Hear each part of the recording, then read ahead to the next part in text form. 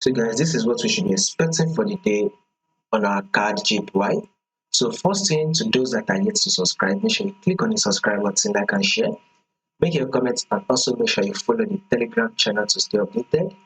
You will find the link to the Telegram channel in the comment section. Now let's start this trend right here, guys, on our CADJPY.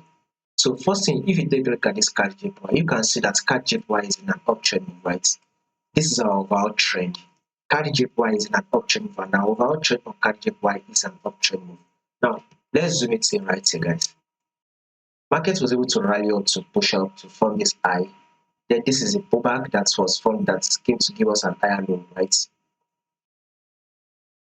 The market then rallied back up to form this new higher high, and this is a pullback that's eventually played out to form an higher low. Markets eventually was able to push up again to form a new higher high. This is a pullback, which is an higher low. Market then did push up again to form a new higher high, right? This is a pullback that market formed to form an higher low right here. Market eventually push up again to form a new higher high also, because it's literally push up to form a new higher high. This is a pullback that's literally formed an higher low.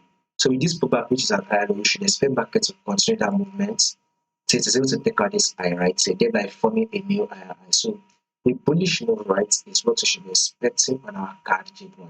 So now this is what the reason why, if you are not yet in the buy, go to go for the buy. But if you are already in the buy, still holding on your buy position, because we will still be expecting that movement to the upside on CADJPY. So if you are looking at it from long-term perspective, a bullish move is what you should expect. So you can look to open for the buy because markets will still push up.